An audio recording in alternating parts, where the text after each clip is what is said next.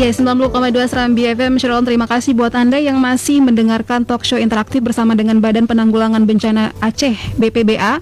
Masih bersama dengan saya Kanataya dan juga masih bersama dengan dua orang narasumber kita, Kepala Pelaksana BPBA Bapak Insinyur Sunawardi MSI dan juga Sekretaris Forum PRB Aceh Bapak M. Hasan di Bangka MSI. Terima kasih Bapak masih bersama dengan kami di sini. Dan kita masih membahas mengenai sinergitas BPBA dan Forum PRB dalam meningkatkan ketangguhan masyarakat menghadapi bencana nih Syaralun. Anda juga bisa mendengarkan melalui live.serambifm.com dan juga sekarang kita sedang siaran langsung di Facebook Radio Serambi FM. Dan tadi juga Bapak Sunawardi dan juga Pak Hasan sudah menjelaskan mengenai seperti apa BPBA dan juga Forum PRB ya Pak. Sekarang kita langsung saja nih Pak ke pembahasan penting kita hari ini mengenai sinergitasnya antara BPBA dan juga Forum PRB. Nah, kira-kira nih sejauh mana sih Pak BPBA melibatkan Forum PRB? Ini ke Pak Sunawardi dulu dalam meningkatkan ketangguhan masyarakat ini, Pak. Ya, di BPBA ini seperti saya uraikan tadi, banyak kegiatan kita itu mulai di sebelum bencana, dalam bencana, pasca bencana, bahkan untuk memperdayakan kembali ekonomi bagi saudara-saudara kita yang terdampak bencana. Dari semua kegiatan ini, hampir seluruhnya ini kita melibatkan forum. Saya melihat bahwa forum ini sebuah kekuatan besar, diisi oleh orang-orang yang peduli terhadap kebencanaan itu. Ada 78 lembaga yang turut serta di dalam forum ini, diisi oleh praktisi-praktisi, diisi oleh orang-orang relawan yang sudah marang melintang di penolongan evakuasi dan sebagainya. Juga sampai dilibatkan PLN misalnya seperti itu, Telkom, dan semua ini ada di forum ini. Sangat sayang sebetulnya kalau forum ini kita tidak libatkan. Iya, betul. Bagi saya, karena ini merupakan sebuah kekuatan besar, sumbang pikir, kemudian berbagi peran, ini tetap kita lakukan. Nah, ketika kita melakukan komunikasi radio misalnya, di sana ada orang yang ahlinya, ada Rapi, ada Orari di sana. Nah, kita tidak jauh-jauh lagi mencari. Mereka kita libatkan, orang-orang mereka kita adopt untuk menjalankan radio-radio yang kita fungsikan. Di Pusdalop itu bagian yang informasi itu piketnya itu dari mereka, orang-orang yang gemar melakukan atau setiap hari mereka menggunakan radio. Nah, demikian juga ketika kita cerita masalah pertolongan, ada Pramuka di sana, ada PMI di sana.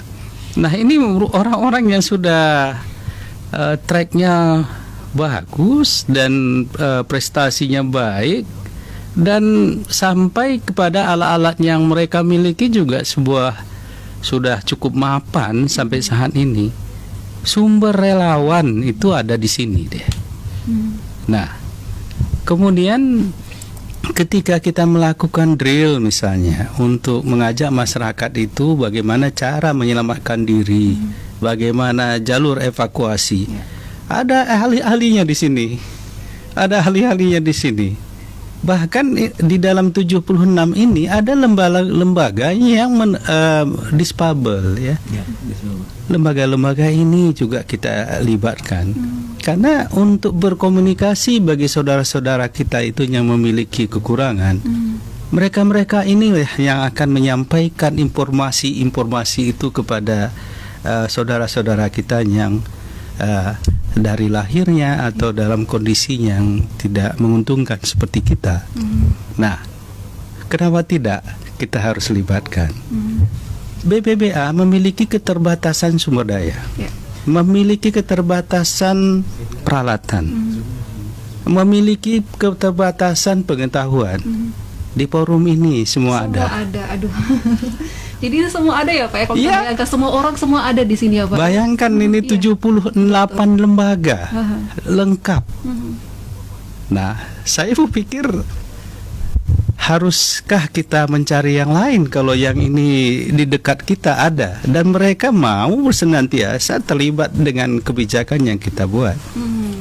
Nah, saya melihat inilah sebetulnya yang membantu. Iya. Sangat membantu malah seperti itu. Iya, Pak Hasan, ini sangat ingin membantu gitu ya. Ini menjadi backing BPBA. Jadi tadi Pak Sunawari juga mengatakan Forum PRB juga mau mengikuti kebijakan dari BPBA sendiri. Pak, ini apa sih yang bikin teman-teman di Forum PRB, kan ini mewakili semua elemen, semua bidang gitu ya Pak. Kenapa sih mereka mau bergabung untuk gabung di forum ini dan bekerja sama dengan BPBA? Ini tidak lepas berangkat daripada apa yang pernah kejadian di pasca tsunami dulu. Dan ternyata di situ adalah bagaimana kita menguatkan. Nah, ketika menguatkan pasca, kan tidak selalu kita harus berharap gantung dari luar. Semangat inilah muncul di PSSI sehingga teman-teman yang selama ini membangun dengan masing-masing kelembagaannya, tapi kalau tidak menyatukan diri, malah itu menjadi berkurang untuk memanfaatkan masyarakat. Nah, dalam konteks itu dan bergabunglah dalam sebuah wadah. Di situ ada kekuatan yang memang giat kebencanaan lebih mengutamakan.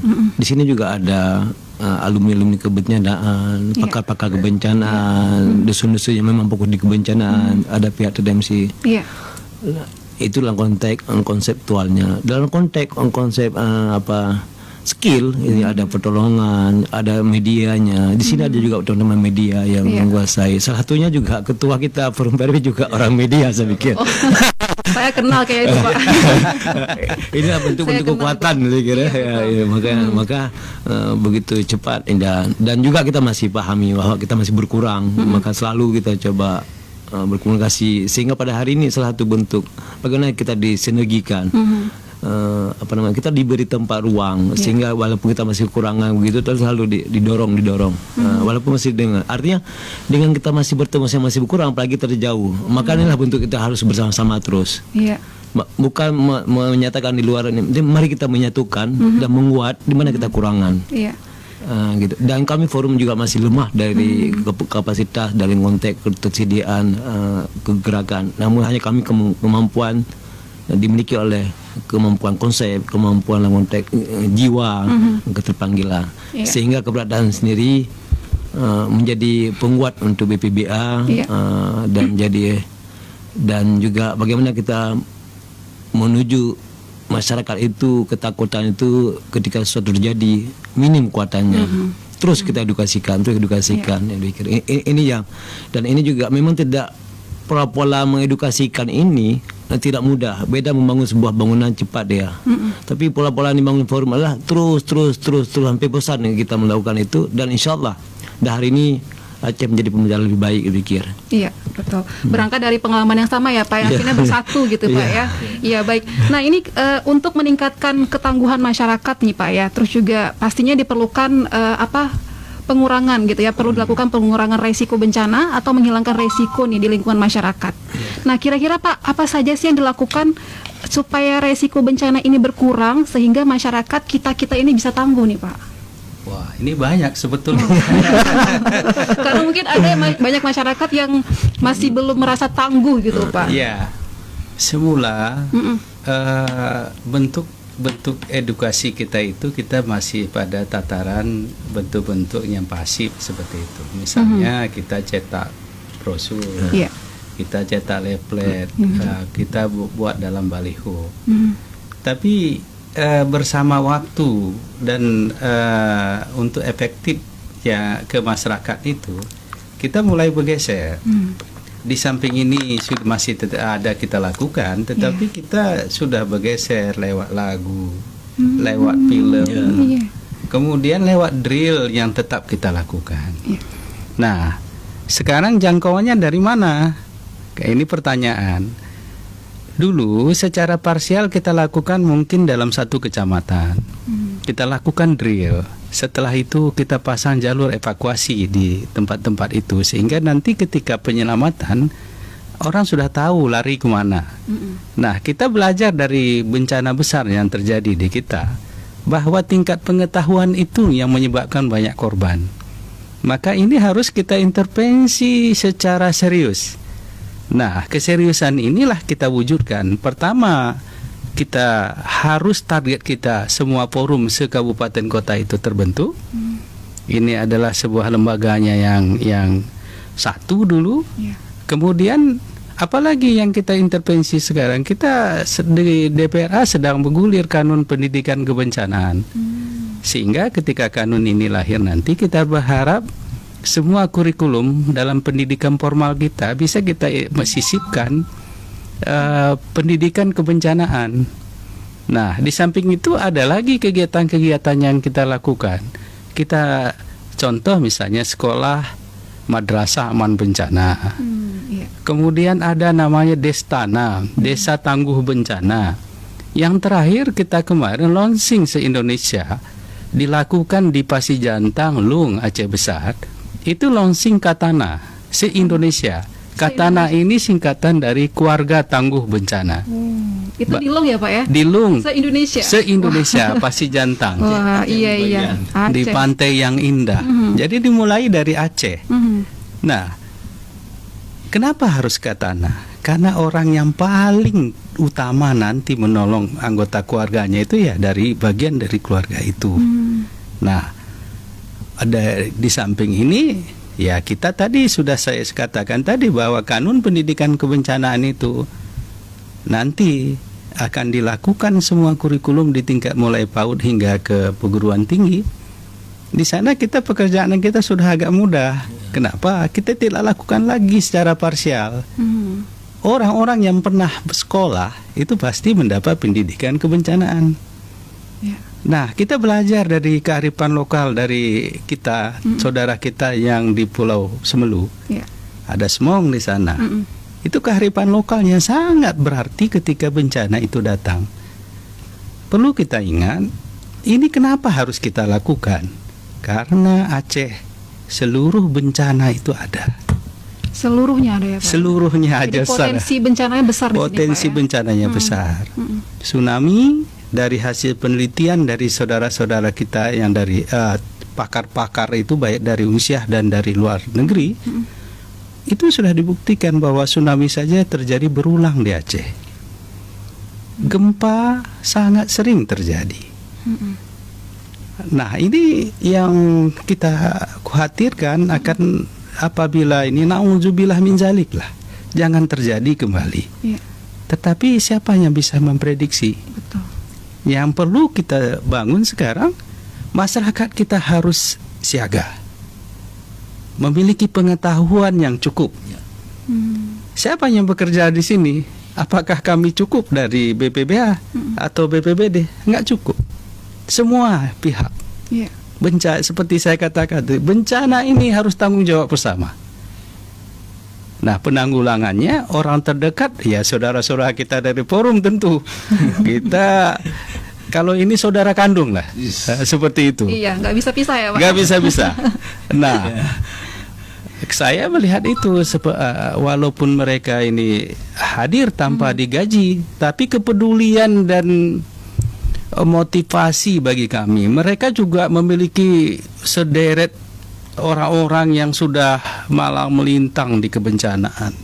Orang-orang yang sudah eksis ketika menjadi relawan. Orang-orang yang terlibat langsung di dalam NGO-NGO yang dulunya bekerja masa BRR itu.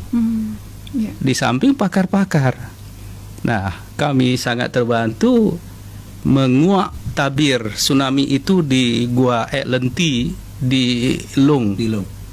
Di Gua Lenti ini, disinilah tabir sebuah misteri yang digali oleh teman-teman dari Unsiah dan beberapa negara. Di sanalah dititip Allah sebuah pembelajaran bagi kita bahwa tsunami itu terjadi mengulang. Ini siapa yang melihat ini? Yang pakar yang tergabung di dalam forum tadi. Kalau kita nggak ngerti ya Pak ya, masyarakat. Bagaimana harus kita betul, Pak. tidak berterima kasih kepada forum dan semua yang tergabung di sana. Saya rasa pemerintah dan seluruh rakyat Aceh harusnya sangat berterima kasih atas temuan-temuan ini. Tanggung jawab kami dari BPBA kami kuasai tanah di depan gua itu. Kita beli. Gua ini kita harapkan sebagai tempat pembelajaran bagi semua mahasiswa kah atau masyarakat yang peduli terhadap tsunami itu kelak. Kita akan berencana membangun geopark di sana. Untuk pendidikan ya Pak ya? Pendidikan, edukasi, dan semua orang yang ingin belajar tsunami itu harusnya sudah melihat gua LNT itu. Kita tunggu Pak. Saya juga jadi penasaran soalnya Pak, ini baru tahu soal gua ini soalnya. Ini mungkin semua masyarakat Aceh juga pastinya penasaran, ini baru tahu soal gua itu, dan pastinya kita tunggu geoparknya segera dibuka oleh BPBA. Mudah-mudahan kita memiliki kekuatan dan anggaran agar segera kita amin ya Allah ya. Ya Pak, ini tadi Pak Sunawardis juga sudah menjelaskan mengenai apa saja yang dilakukan untuk menghilangkan resiko bencana untuk bisa membuat masyarakat tangguh. Nah, Pak Hasto sendiri melihat apakah masyarakat kita ini sudah tangguh nih sekarang Pak? Udah berapa tahun ya pasca tsunami 2004? Belajar dari pasca tsunami, dihitung dari tingkat korban kita. Nah hari ini bisa menuju kepada ketangguhan. Kenapa? Dengan rentetan potensi bencana yang kita miliki, dan bulan Desember bulan bencana kita Pak ya, bulan Desember bencana. Nah, dan di bulan 60 terhitung terus habis bencana di tsunami, habis gempa, habis banjir, longsor macam-macam. Nah, kenapa bisa kita katakan Mbak tangguh? Hari ini masyarakat Aceh sudah mulai peduli terhadap itu. Itu yang menurut bahwa kita menuju ketangguhan. Sehingga dengan tersiratnya bahwa tanggung jawab ini sudah mulai dirasakan oleh masyarakat, dan lepas daripada diedukasikan terus. Di samping pemerintah selalu bekerja dan di forum juga terus bekerja. Nah, kalau dikatakan bahwa sudah tangguh, nah, ini adalah di sudut mana yang harus kita pandang. Dari konteks bahwa kejadian-kejadian berulang, kita selalu berkurang dan kita selalu sedikit kejadian yang menyebabkan kehilangan jiwa gitu. Nah, kenapa? Karena masyarakat sudah mulai mengedukasikan diri. Masyarakat sudah memberi informasi bahwa di sana ada sebuah kejadian, tolong hati-hati. Kenapa? Ada hal-hal yang peringatan dini disampaikan oleh pemerintah. Meskipun ada kejadian yang kadang di luar ekspektasi. Nah, namun cepat tertangani. Ini artinya proses-proses yang nama kita tidak sempurna, tapi proses-proses menuju ketangguhan sudah mulai terlihat di Aceh. Nah, hari ini tidak lepas daripada teman-teman di luar juga belajar ke Aceh. Bagaimana forum PRB bisa belajar, bagaimana menggarap teman-teman.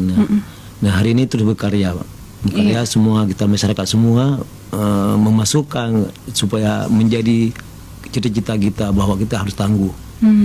Sesuai dengan visi Acehnya gitu. Iya, ini pasti ada tantangan nih Pak ya mengenai masyarakat mungkin yang masih belum terlalu peduli dengan tanggap bencana ini Pak. Ini tantangannya seperti apa? Kita akan bahas nanti. Karena ini kan pasti akan berpengaruh kepada banyaknya korban kalau terjadi bencana lagi ya Pak ke depannya, dan kita berharap juga tidak ada korban yang lebih banyak gitu. Tapi tidak bisa dipungkiri banyak masyarakat yang masih tidak terlalu tanggap, mau tahu soal edukasi bencana ini Pak. Kita akan bahas setelah jeda iklan berikut ini.